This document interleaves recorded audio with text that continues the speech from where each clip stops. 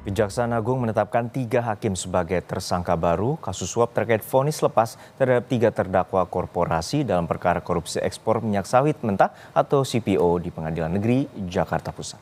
Total ada 7 tersangka dalam kasus ini termasuk Ketua Pengadilan Negeri Jakarta Selatan.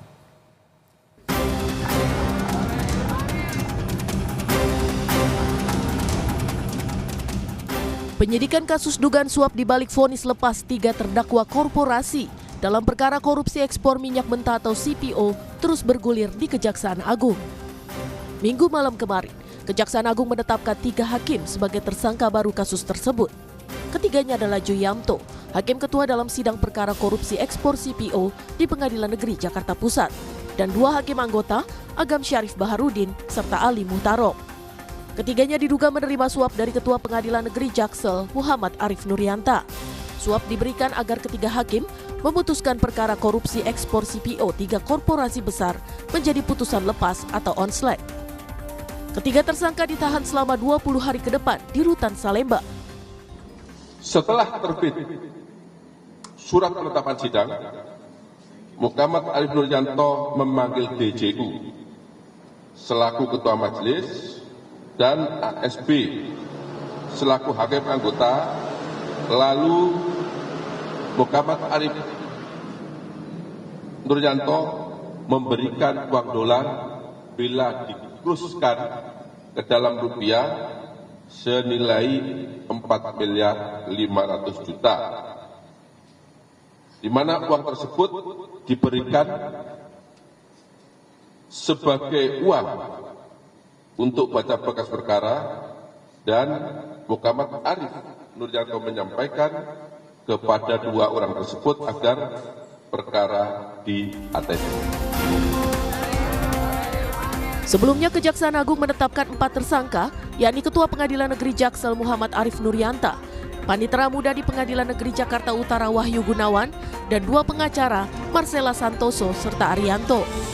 Arif diduga menerima suap 60 miliar rupiah untuk mengatur agar 3 korporasi yang terseret perkara korupsi divonis lepas. 3 grup perusahaan dalam kasus ini adalah Permata Hijau Group, Wilmar Group, dan Musim Mas Group. Putusan lepas dikeluarkan oleh PN Jakarta Pusat pada 19 Maret 2025. Lewat putusan itu, 3 perusahaan dinyatakan terbukti melakukan hal-hal yang didakwakan, tetapi perbuatan itu dianggap bukan pidana. Terkait dengan aliran uang, penyidik telah menemukan bukti yang cukup bahwa yang bersangkutan telah menerima, diduga menerima uang tadi yang saya sampaikan sebesar 60 miliar rupiah untuk pengaturan putusan agar putusan tersebut dinyatakan onslet. Penyidik Kejaksaan Agung telah menggeledah sejumlah lokasi sejak Jumat 11 April. Barang bukti yang disita, yakni uang dalam kurs dolar Amerika Serikat, dolar Singapura, dan yen. Selain itu, sejumlah mobil mewah, 21 unit moge, dan 7 unit sepeda berbagai jenis juga turut disita. Namun belum dirinci pemilik barang-barang sitaan tersebut. Tim Liputan, Kompas TV.